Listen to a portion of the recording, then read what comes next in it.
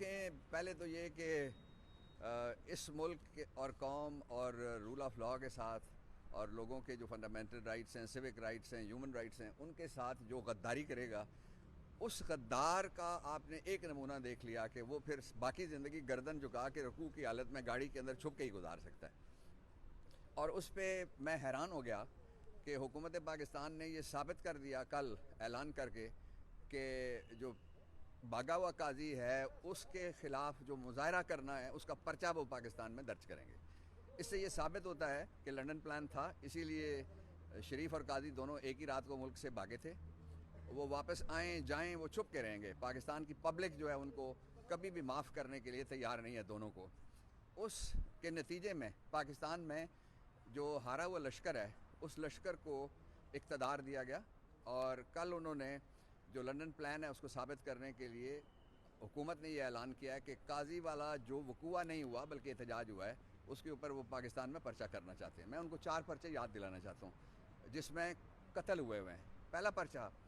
جو انہوں نے کرنا ہے اس کا فیصلہ اور فٹافٹ اس کا ٹرائل کرنا چاہیے اور لوگوں کو انصاف مل جو وہ ماڈل ٹاؤن والا پرچہ ہے، اس کا کیا بنا؟ دوسرا جو میں پوچھنا چاہتا ہوں، عمران خان کے وہ وزیر آباد میں حملہ ہوا تھا، ایک ہمارا ورکر قتل ہو گیا، اس ایف آئی آر کا کیا بنا؟ وہ تو درج کرو۔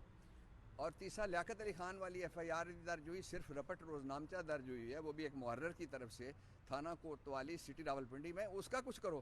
اور چوتھا یہ ہے کہ اپنے ایک یار کو جو انڈیا میں ہے اور ان کا سرپرست ہے،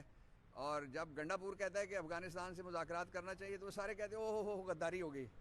اور ادھر خاتون کہہ رہی ہو ہاری ہے جو اپنی سیٹ، وہ کہتی ہے کہ انڈیا کو میں خط لکھوں گی، میرے تعلقات میں بحال کروں گی انڈیا کے ساتھ۔ اس پہ تو کوئی نہیں بولے یہ سارے، وہ جو لشکر تھا جو گنڈا پور کی طرف دوڑتا تھا اس وقت۔ اور جو آخری پرچہ ہے وہ یہ ہے کہ انڈیا کے ایک ایئر بیس کے اوپر اٹیک ہوا، انہوں نے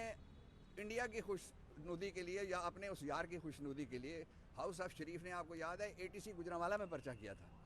اس لیے ان پرچوں سے کچھ بھی نہیں ہونے والا۔ دوسرا جو امپورٹنٹ ایشو ہے وہ یہ ہے کہ 26ویں آئینی ترمیم کے مستقبل کے بارے میں کل جو جسٹس اطہر من اللہ صاحب نے ججمنٹ دی ہے، میرا خیال ہے کہ انہوں نے منجی ٹھوک دی ہے،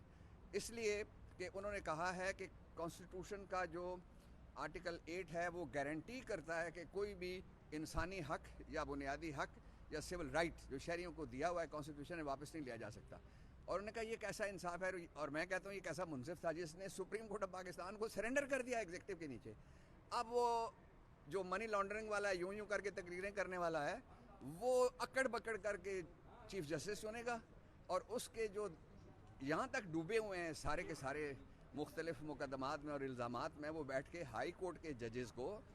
دیکھیں گے کہ انہوں نے سال ٹھیک کام کیا یا نہیں کیا۔ تیسری جو امپورٹنٹ بات ہے وہ یہ ہے کہ پاکستان کو ڈبو دیا انہوں نے۔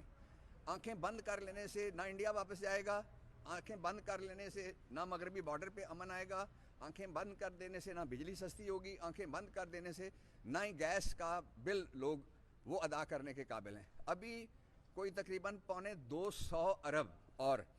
اپنے آئی پی پیز کو راضی کرنے کے لیے یہ پچھلے 24 گھنٹے میں پلان بنا ہے، اس کا لوڈ اور بوجھ وہ آپ پہ اور مجھ پہ ڈالا جا رہا ہے۔ آئی پی پیز وہ ہیں جن کو خربوں یہ دے چکے ہیں، اور آئی پی پیز وہ ہیں جو ان کے سب کے اپنے ہیں، سوائے کچھ کے جو کچھ فوجی فرٹیلائزر غالباً یا کسی اور کمپنی کے ہیں، مجھے نام نہیں پتہ اس لیے میں بتا نہیں سکتا، لیکن گروپ اس ٹائپ کا ہے جو پاکستان کا اندرونی ہے، اور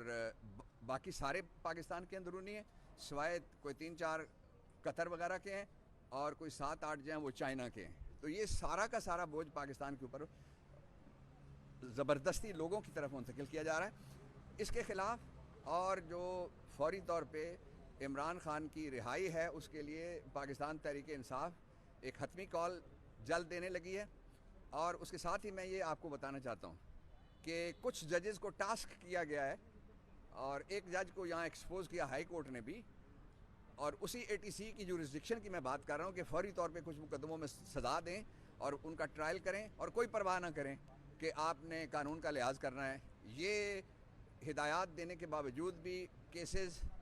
2 سینچریوں کے بجائے 100 سینچریاں میں بن جائیں، یہ لوگوں کے جو حقوق ہیں اس سے لوگ پیچھے نہیں ہٹیں گے، اور عمران خان 2 چیزوں سے پیچھے کبھی نہیں ہٹے گا۔ ایک، حقیقی